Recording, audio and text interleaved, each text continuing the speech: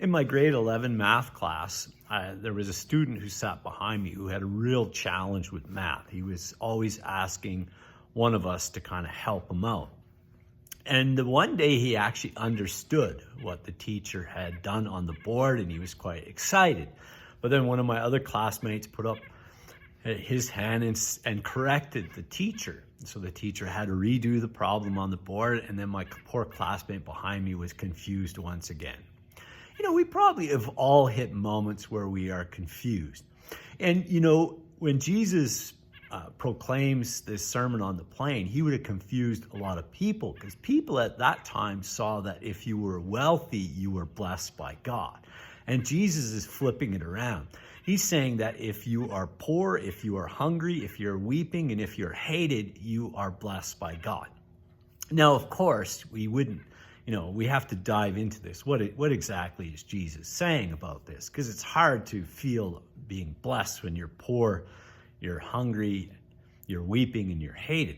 But what these opportunities give us is they give us an opportunity to trust in God. And this is really the same thing that's being emphasized in our first reading from the prophet Jeremiah, is that the people were beginning to place their trust in other people. You know, so many times in the Old Testament, you know, the nation of Israel will make an alliance with an enemy nation to protect them from another nation rather than to place their trust in God. And so we have to place our trust in God. And, you know, this is not necessarily easy, but we know through the scriptures and likely even in our lives how God is faithful to us.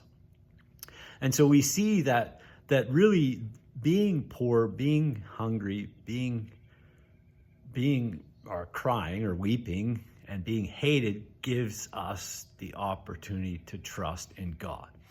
Now, of course, it's not saying, you know, somebody that's wealthy can actually trust in God more than somebody that's poor. So it's where we direct our trust that's really being emphasized in our first reading, our gospel reading today.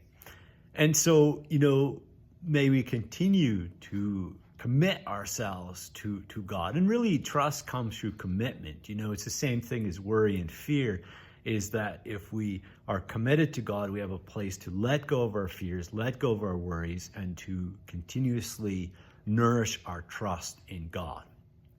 And the more that we relate with God, the more that we come to God, we will see God's presence in our lives and we will increase our trust. Now, in the second reading, the letter to the Corinthians, I mean, St. Paul, you know, experienced the resurrected Lord. And last Sunday, he revealed how many people experienced the resurrected Lord. And so we have to place our trust in that. And of course, this would have confused some people because they believed in the immortal soul, but they didn't necessarily believe in a resurrected body. And yet that is what we believe in, because we know we have been created good and God wants to raise this goodness to new life.